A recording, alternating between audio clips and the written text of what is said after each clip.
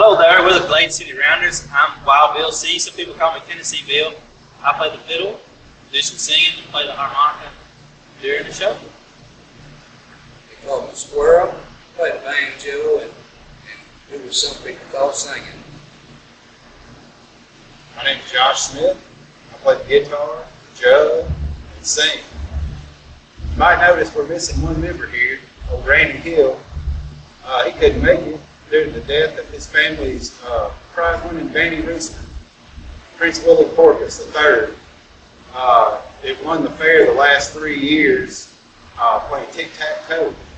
But yesterday afternoon it passed away, and Randy had to be a part of the funeral service, so he couldn't be here. His family's really torn up over it. But we're going to try to do good without him. We're all thinking about Randy. Yeah. Just don't make them bandy roosters like they used to. Well, I think Squirrel and I shared a jail cell at, I think, Madison, Alabama one time. We did not put it together until some years later. I think it was probably early, maybe 2010 or so. We could be playing a little bit. We sort of met each other at a festival. I think it was Cedars. Yeah. 11. See, at breaking up winter, Cedars 11. Yeah. That's when it. I think we I think that's officially it. met. Yeah. That's when we all agree. Of course, we've all played old time string band music since we were kids, practically. And of course, it's possible we ran into each other that way. But of course, Josh and I were in a band together before the Rounders formed, and as soon as we met Squirrel, we knew we were performing old time. Yes. It was destiny. It was destiny at first sight, really. And that's before he had his big mustache. It's amazing we could see that potential in him without that. A lot of the misconceptions with especially old-time string band came from its youth. Because you think about in the 70s and early 80s, old-time string band was just not very popular outside of this particular region. Well, there were some movies came out that featured old-time string band and part of the soundtrack and things like that. And those movies happened to be kind of popular during their day. So when I was a kid, I would still hear like references. If you played claw hammer banjo, you would hear references to these movies. I can't think of what the name of it was. Burt Reynolds, I think something like that. But you would hear those things, and then it kind of went away. And then it seemed like bluegrass music sort of blossomed a little bit during that time. There were some great players that came out. You get that Tony Rice years, just a real peak in bluegrass. And of course, old-time string band sort of contributed to bluegrass, but it was also masked by bluegrass for a long time. And a lot of these players that were just excellent old-time string band players like Charlie Acuff or somebody like that really did not get that much airtime because they had to compete with bluegrass. Well, now we're kind of in a period where, for various reasons, bluegrass is still as popular as it ever was, but various other groups with some commercial successes have made opportunities for old-time string band players. So we chuckle when we find ourselves, when we were kids, squeaking by trying to win some contest money playing old-time banjo. Just what a pauper's hobby it was. And now, here we are. People will pay us to come play old-time string band music as loud as we can, and they love it. Well, we used to be, they would shut us up and say, no, y'all take this mess out to the barn. Getting now, out of buildings, out of hotels, now they love churches. it. All kinds of places. Well, I think people in general are interested in broader types of music. The musical delivery systems there's more options than just going to a record shop and picking up things. I mean, we're on iTunes and Rhapsody and YouTube, so if the very first time you hear of the Glade City Rounders, you can Google it, and our albums are there for free. You play it, you've heard the whole thing, you're an instant fan. Whereas before, you were limited to what you could hear on the radio or records. shops. So now that music is available. Like if you wanted to be a fan of some really obscure genre, that's not difficult anymore. And so I think the availability of the music, and I think there is just a cultural phenomenon where the genre is popular now. It's at risk for declining, but it's more and more old-time string bands are enjoying the success that we're having. There's bands like Uncle Shuffalo and Pink Hootenannies, which are a stellar old-time string band. They're rising in their popularity. A great old-time string band called Pop Slop String Band. They've gone through some personnel changes, but also they're finding great success just because there's a fan base now that can access their music. Yeah, I think the music, when people actually see it, it's something they can relate to, for one thing. A lot of them are familiar with the instruments and the sound because they might have heard it somewhere with their grandparents playing it or on a movie or something like that. Banjos and fiddles tend to pique people's curiosity anyway when they hear them. I think No all matter the what song they're playing, the song material is something everybody can relate to. Yes. It's you don't have to be, rich and poor, and no matter who you are, you can relate to the song material. And most of it, even if it's an instrumental song, it has a drive that kind of makes you want to move and kind of want to dance and stuff. And I think it would have been the rock and roll of its day. It's hard driving and fast and It's high energy. it's high energy music.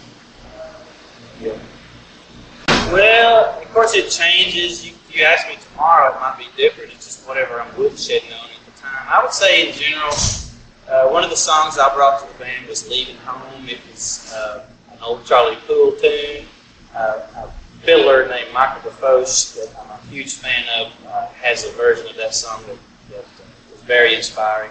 We actually made a music video of the song. So I'm known for playing this particular tune called Leaving Home. It's a variation of the story of Frankie and Johnny and their love and battles. Squirrels, of course, is the star of that music video. He's the one in the blonde hair, blue dress, and big handlebar mustache. The pretty one. But I would say that's currently my favorite song, but that might change. Oh, like William said, it can change day to day, but I like probably Don't Get Weary. That's a good one. That's the title track over our first album. It's a Huckleberry Making song. I love singing it. Yeah. I think my favorite song to play would have to be, it changes a lot, like the guy said, but I like playing Georgia Crawl, really because it usually throws their hair back when you start playing it. It's kind of hits you hard. But lately we've been doing really old kind of march kind of tune called The Girl I Left Behind Me, and I really like playing that one too. It's got a good melody line, and it's a real traditional tune. And, it's just a fun play. It's a good one. It's a great Old tune. Joe is one. Old Joe, you can't beat Old Joe. Yeah. We've won a bunch of money on that, and that's sort of one of our contest pieces because it's intrinsic, it's instinctive to us how the melody goes. We can Uncle Buddy Angling too. when we stage dive or when we crowd surf or when we play our instruments on our head, if we want a tune that we can play when we're asleep, Old Joe. Yeah, Old Joe. Yeah. Funniest moment on a gig we can't talk about, but we can talk about the second funniest moment on a gig. The first one is probably there's some legal ties or something. I don't know. We might get into some trouble. So the second funniest one. What is the second funniest one, guys? Knoxville? Oh, Time we got a boot on our horse trailer. We took this small tour out to East Tennessee, and Our bus had broke down, so we had to put all our equipment in an old horse trailer that we had fixed up. Yeah. And when we pulled it to the venue, I guess they thought it was a vagrant's lair, so they put the boot on the trailer. So here these hillbillies are waiting for one parking spot. Yeah, we only paid for one parking spot, but we took two of them. The truck and trailer. So they only put the boot on the horse trailer. Yeah. Which was Which should have I guess happened, it was just, honestly. Yeah. So when they show up, here we are. We couldn't put our instruments in, so we're all standing outside sweating, playing our instruments and jug and banjo around this broke down horse trailer with a boot on. We look pretty terrible. Yeah. Like 3 o'clock. Yeah, and early. And it really wasn't funny at it, I think. It wasn't funny then. Now I remember Squirrel specifically was not laughing, but now it's really It's funnier now. Yeah, it's funnier looking back. And of course, when you went off on that meter man, Yeah. now that was also funny. Yeah. He was scared to death. Well, he cried. Yeah, it was awkward, but still My funny. blood sugar was It was blood sugar. It Yeah, was. probably. It was a blood sugar. You could tell it. You could just get all red. Yeah. Probably. I got the sugars. Yeah. I got the sweet ones. Sweet blood. That's what they called you in that jail cell in Madison, Alabama. That was my nickname in college. It's been tough. I keep this from my family. They don't know about it. My family's very religious and straight edge. Honestly, I don't think they would approve. That's why I used the name Tennessee Bill on stage, so when it shows up on headlines, they don't notice it. But my family's, as long as they don't know about it, I think they're going to be okay with it. They made me change my name, so Yeah. let me use my Christian name. So I played the banjo. Sensitive. They used to be proud of me. I used to win all them competitions Yeah. and stuff. But I don't mess around with competitions anymore. I got that gap fixed between my teeth, and I just can't play the banjo like I used to. My playing is real something. It has. We've noticed that. Yeah. Well, my family is really proud. They're just glad that I don't live there anymore. And I hadn't asked them for food money in a long time, so they're pretty happy. I would say altogether. Oh, no, they're really. I feel like I went from black sheep to shining star of the family. Just packing up and leaving. Yeah. That's it. Playing music. I mean, yeah. What we typically use the running set list technique, where we have probably a set of 30 or so tunes that we can play. We have a 3.5-hour show when that comes up, but typically our shows are 2 hours or so. So we just agree. If there's going to be couples dancing, we might play a song that's got a couple of two-stepping tunes in it. If it's just a real party crowd where people are pumping their fists in the air, we just pair into one fiddle banjo tune after another, keep the crowd dancing. Sometimes we also tuning. We pick a key, so we'll play a dozen songs in the key of C, and then we'll change keys because we tune our instruments. We change the strings in each key, whereas in some genres of music they play in standard tunings. But we of course, Josh guitar can do that really good. I'll bring like 3 banjos with me. Yeah. Keep We really struggle with Squirrel tuning. He spends probably half his day tuning. So we try to be supportive while he's. I spend the other half being out of it. Yeah. So after he tunes for a while, and then commences playing out of tune, we try to just understand. But going back to your question, so we sort of we have a running list of songs, and we sort of pick the ones that we feel like that day. Of course, our super fans always come up and request certain things. We never deny fan requests. The first one was one that Josh and I produced. We sort of gleaned some of our big hits from our set list. Those tunes that we already had in our repertoire. Squirrel presented some tunes.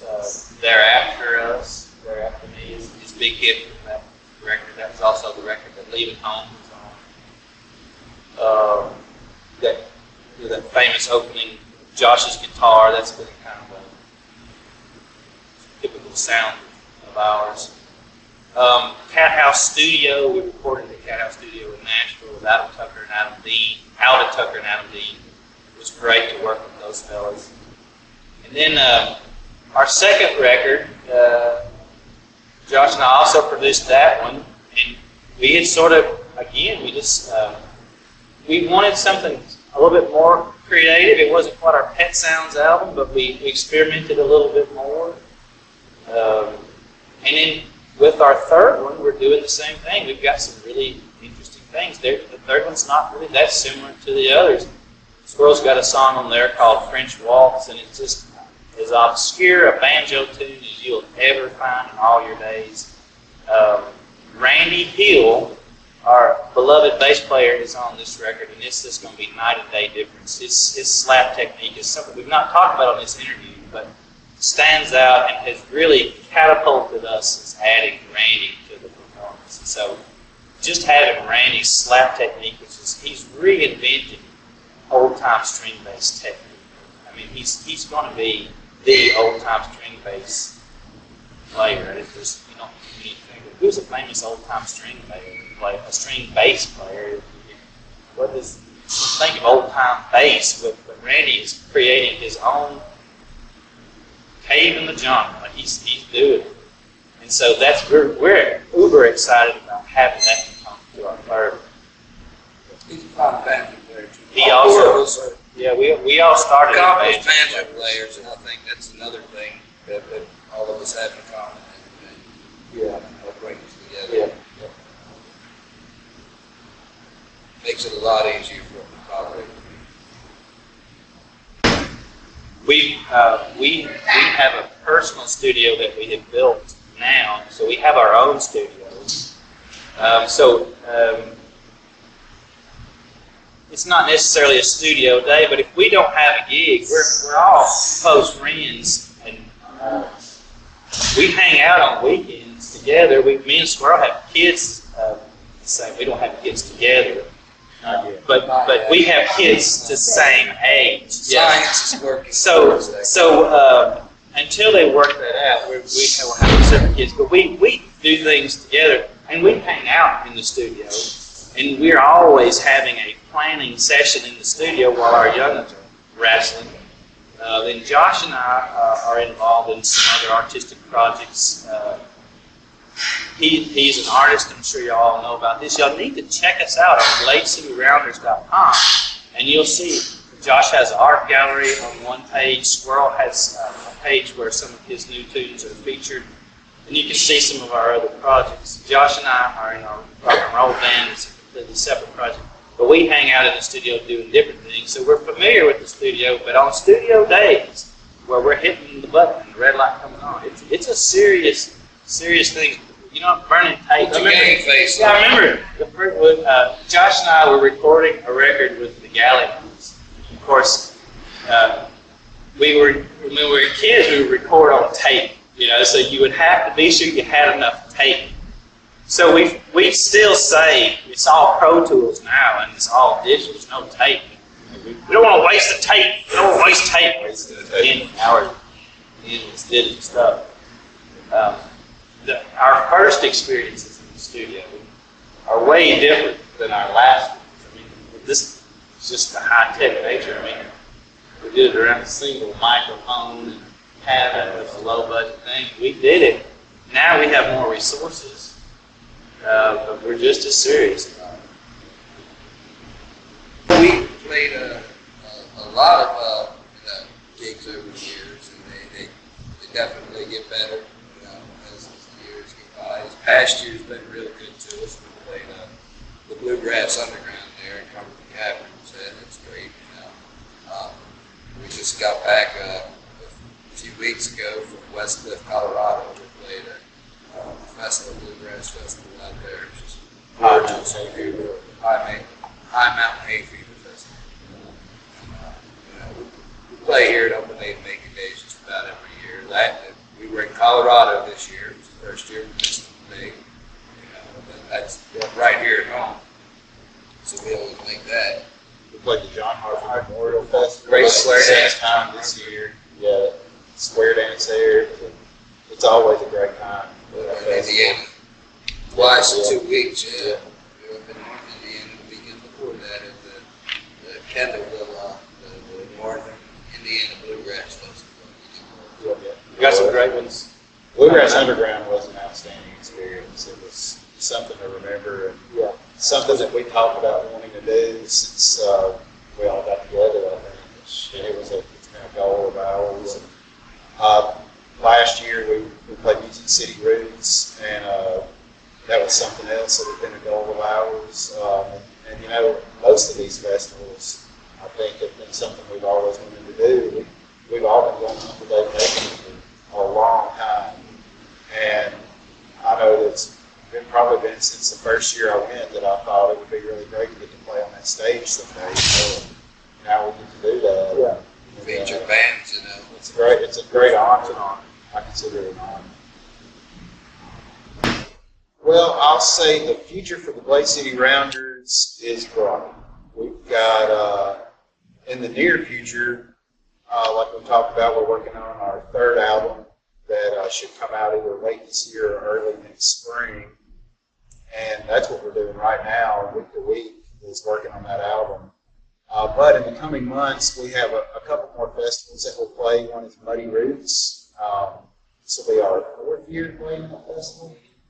And it's a great time. There's a huge lineup of great talent there. And it's really laid back, and it's over 100 bands. And it's got this real community feeling, which I think each of these festivals has.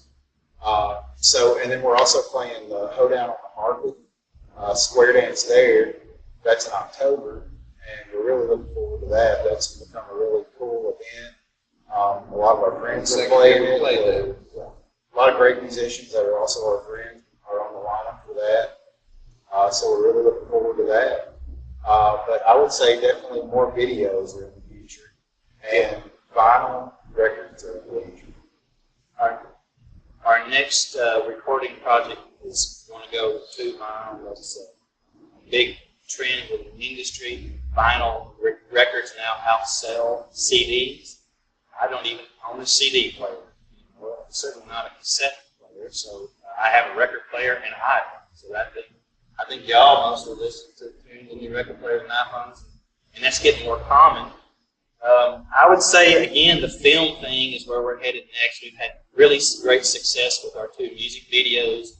We were also cast in a film that's not yet been released that we cannot discuss yet, but those things are coming out, and we have more auditions coming up for some film projects. Josh and I are working on a screenplay for a literary project that we're working on, and we're hoping to play a part in that as well. So diverging into other media also is something that we're really enjoying, just because we consider ourselves musicians, we're not actors. But when they want us to perform, they want us to act as if we're playing, which we can usually do. So I think we're entertainers too. And we enjoy. We've got this little routine, like Squirrel can hold his lip just right, and I know what the punchline of the joke is going to be. And so he can look at me with a half squint beard whisker, and I know what joke he wants me to slow pitch. And so it's just this routine that we're working now. Yeah, it's like that ESPN or whatever. Yeah.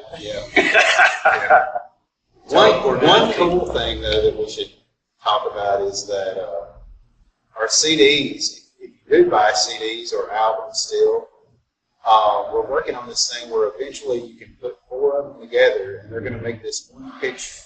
So if you have the second album, which is Don't Get Weary, you have 1/4 of the picture side by. So that's also in the works, and it's already planned out, ready to go. And the first album, Don't Get Weary, has a 3D photo of us in fold out in the center, and it comes with a pair of 3D glasses, actually. So that was just something off the fuss that Bill came up with. Yeah, it was an interesting design thing. We just sort of brainstormed and came up with how could we differentiate our CD. The name of record 1 was named after a song thereafter. Wasn't I think that was the name of record one. And that record there is what actually attracted our record label. Our record label bought that particular album. Now, after we finish album 3, we do have plans to probably remaster album 1 with new album art and probably try to get Randy to play on that recording. So that's something, and then when we do the new album art, it'll be the other photographs, and then album 3, and then we're going to have album 4 is already been scheduled for a live album. So that'll complete box set. Christmas got a lot on our plate, yeah. Got a Christmas album, that's right. A Christmas album, right? That's right. There's some rumors about that. Yeah. A lot of Well, if you want to reach the Glade City Rounders, check out our website at www.gladecityrounders.com. It has everything you'll need, our schedule, photos, bio pages, video links, links to the album, everything you need to find out more about us. And if you want to keep up with us on a day-to-day basis, check us out on Facebook and Instagram. I do most of that posting, so we're on there all the time, and I try to put all our shows on there, post new content every day.